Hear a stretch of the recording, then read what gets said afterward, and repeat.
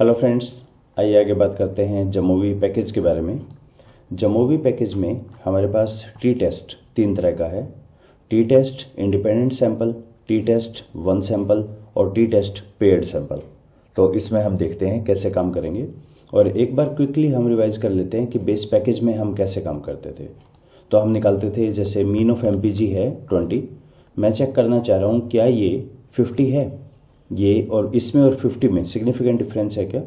तो इसको क्लेम बोलते हैं हम और इसको एक्टिवेट करते हैं म्यू से।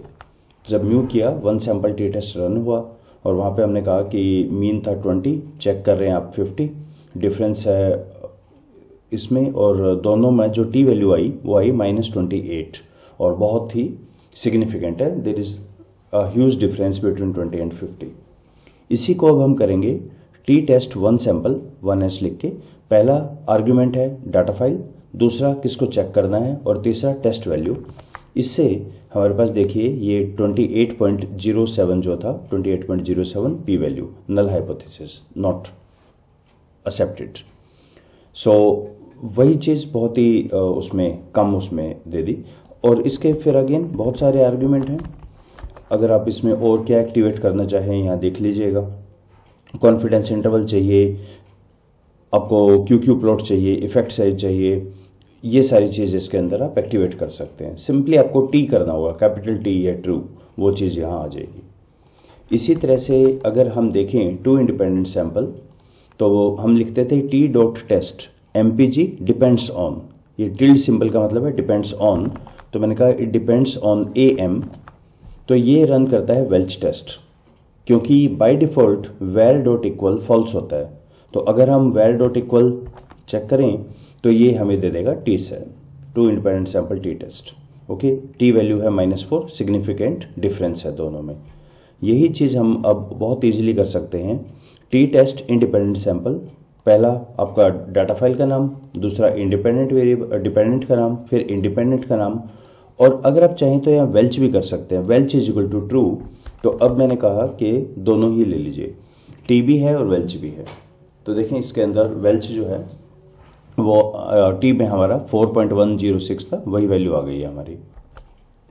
इसकी आप हेल्प में जाके अगर देखें और क्या क्या हम कर सकते हैं इनके अलावा, तो हमारे पास यहाँ पर है Welch is equal to false, Mann is equal to true. तो ये मैन विथनी टी टेस्ट भी दे देगा आपका। तो मैं इसको भी एक्टिवेट कर देता हूँ, MANNN is equal to true. और हाइपोथेसिस क्या लिखना है, नॉर्मेलिटी चेक करनी है क्या, नॉर्मेलिटी भी चेक कर लेते हैं, norm is equal to true, normality check हो जाएगी। क्यू प्लॉट चाहिए, EQ मीन डिफरेंस कैसा है, कॉन्फिडेंस इंटरवल चाहिए, effect size etcetera etcetera etcetera. और एक यहाँ पे आई होप शायद प्लॉट भी गिवन है हमें, यहाँ पे नीचे देखिए प्लॉट्स ट्रू और फॉल्स। तो मैं यहाँ प्लॉट भी एक बार चेक कर लेता हूँ, एक्टिवेट। तो बस आपको सिंपली ये करना है, जो भी चाहिए उसको एक्टिवेट कर दीजिए, इज इक्वल टू ट्रू और रन। सो लेट्स चेक, दोनों चीज आ गई हमारे पास। सबसे पहले तो ऊपर देखते हैं, हमारे पास टी टेस्ट आ गया, वेल्च आ गया, यू आ गया। जो भी चाहिए आप रेफर कर सकते हैं। अजम्पशन नॉर्मेलिटी का था, so low p value suggest violation of this one. तो अगर आपकी लो पी वैल्यू है लेस देन 0.05, तो यहाँ तो काफी हाई है, तो ये भी ठीक है। अगर आप भूल गए हो कि कैसे करना है तो यहाँ आपके पास लिखा भी आ गया है। लो पी वैल्यू मतलब लेस देन 0.05 वायोलेशन है, यहाँ तो नहीं है हमारा, ठीक है, एमपीजी नॉर्मली डिस्ट्रीब्यूटेड है। और इसको चेक कर लें। अब आप ग्राफिकल देख सकते हैं, क्या इसमें हमें टी लगाना चाहिए या वेल्च। तो देखिए इसकी वेरिएशन कितनी है और इसकी वेरिएशन कितनी है। वेल्च चेक करता है homogeneity of equality of variance, तो लग तो नहीं रहा दोनों इक्वल है। और मीन इसका अप्रोक्सीमेटली 17 के करीब है, इसका 24 के करीब है। तो इसका तो वेरिएंस भी डिफरेंस लग रहा है और मीन भी डिफरेंस लग रहा है। तो हमें यहाँ पे रेफर करना चाहिए वेल्च टेस्ट और हम बोलेंगे दोनों में डिफरेंस है। तो so easy to run now, जो चाहिए वो एक्टिवेट कर दीजिए। इसी तरह से पेयर्ड टी टेस्ट देखिए, तो मैंने अभी यहाँ पे डाटा में मेरे पास पेयर्ड का है नहीं, बिफोर आफ्टर का। 1 मिनट के लिए मैं मान लेता हूँ कि DRT था वेट पहले और मेंटेनेंस के बाद हो गया ये वाला वेट।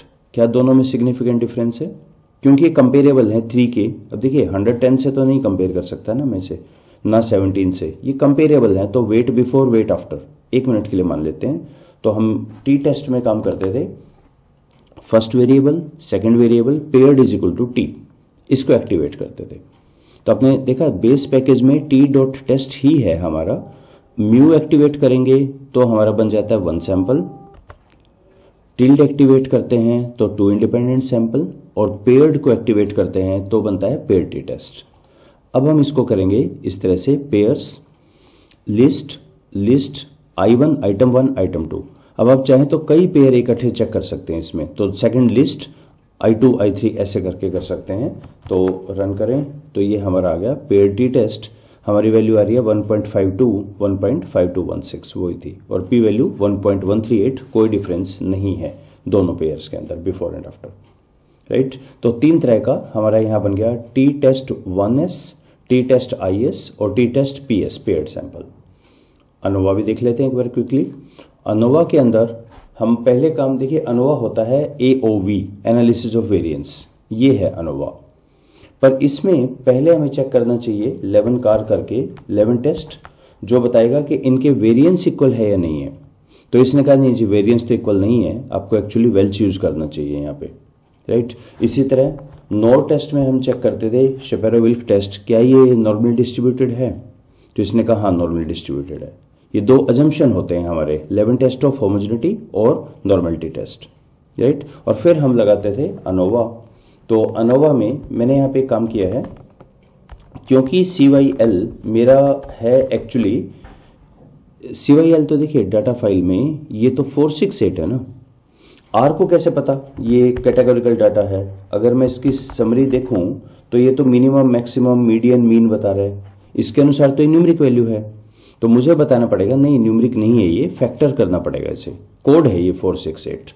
तो मैंने एम्प्टी कार्स में $CC का मतलब एक नया कॉलम बनाओ जो एज डॉट फैक्टर होगा। एज डॉट फैक्टर करने से क्या हो जाएगा, अगर मैं इसकी समरी निकालता हूं, एक्चुअली ये सारी बातें मैं पहले डिस्कस कर चुका हूं, तो आई होप अगर आप पीछे से आ रहे हैं साथ मेरे तब तो क्लियर होगा ये क्या होता है एज डॉट फैक्टर। अब देखिए CYL में तो इसने इसको मीट्रिक डाटा माना, तो मीन मीडियन मोड निकाल रहा था, लेकिन अब इसको समझ आ गया अच्छा 4 11 बार है, 6 सिलेंडर 7 बार है, 8 सिलेंडर 14 बार है। अब ये फैक्टर बन गया है। फैक्टर का मतलब है कोड है, ये कोडेड, इसकी मीन नहीं निकालना, इसका काउंट करना है, राइट। तो अब अगर मैं यहां करता हूं समरी AOV, तो इसने बताया कि F वैल्यू है 39, P वैल्यू बहुत छोटी है, significant difference between the 3 categories और at least one of the category differ significant. अब ये जो चीजें मैंने इतनी अलग अलग की, 11 अलग लगाया, नो टेस्ट अलग लगाया, अनोवा अलग लगाया, अब एक में ही कर देते हैं। एक में अब हम बोलेंगे formula MPG depends on CC या इसको CYL ही कर दें, ये तो समझ जाएगा। और data mtcars homo is equal to T, homogeneity variance भी चेक कर दे, नॉर्मलिटी भी चेक कर दे, ऑल इन वन।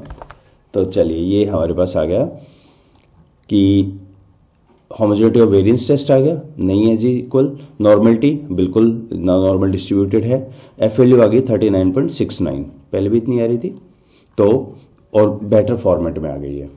तो ये चीजें यहां पर बहुत ज्यादा सिंपल हो गई हैं, अब अपने पास एक ही के साथ आप सारे कर सकते हैं। और आउटपुट तो आपको पता ही है, हम MS वर्ड फाइल में भेज सकते हैं। क्विकली एक बार लास्ट हम देख लेते हैं, 2 एनोवा कैसे करेंगे। सिंपली 2 एनोवा में मुझे यहाँ पे सिलेंडर और AM का करना है, तो बीच में मल्टीप्लाई कर दीजिए, दैट्स इट, इतना ही सिंपल था। तो चेक करें, सिलेंडर का F वैल्यू 22, AM की इतना, और इंटरेक्शन इफेक्ट की 1.38। Now this is something I should check in SPSS also. तो 2 एनोवा में एक बारी देख लेता हूं, 1 वे एनोवा भी 2 एनोवा भी। देखिए 1 वे एनोवा होता है यहाँ पे MPG depends on cylinder, F value है 39.68, आई होप हमारी यही आई थी 39.68, बिल्कुल ठीक है, 69 है, ओके नॉट 68। और 2 एनोवा हमारा होता है यूनिवेरिएट में। यूनिवेरिएट में MPG depends on cylinder fix factor में और AM फिक्स फैक्टर में, ये 2 एनोवा बन जाता है। तो हमारी सिलेंडर की वैल्यू है 22.32, इतनी आ रही है क्या मेरी वैल्यू सिलेंडर की 22.32, AM की है 3.24, AM की है 3.24 और इंटरेक्शन इफेक्ट की है 1.38 एग्जैक्टली सेम है, 0.08, 0.26, 0.083, 0.269 एग्जैक्टली सेम है। सो अब हमारे लिए यहाँ पे बहुत ज़्यादा इजी हो गया है काम करना कि आपको सिंपली एक वेरिएबल है। हाँ, फॉर्मेट आप इसका देख लीजिए, फॉर्मेट भी कोई खास मुश्किल नहीं है। पहले में फॉर्मूला लिखते हैं, फिर डाटा फाइल लिखते हैं और जो जो चीज़ चाहिए वो आप एक्टिवेट करते जाएं। मैंने 2 एक्टिवेट किया है। ऑब्वियसली इसमें और भी बहुत सारी चीज़ें हैं अनोवा में, आप उनको चाहें तो एक्टिवेट कर सकते हैं यहाँ पढ़ के। तो नीचे हेल्प इन्होंने दी ही होती है कि इसको कैसे करते हैं। सो अब जमोवी में काम करना आर के अंदर और भी ज़्यादा ईजी हो गया। Hope you like it. Let's stop here. Thank you.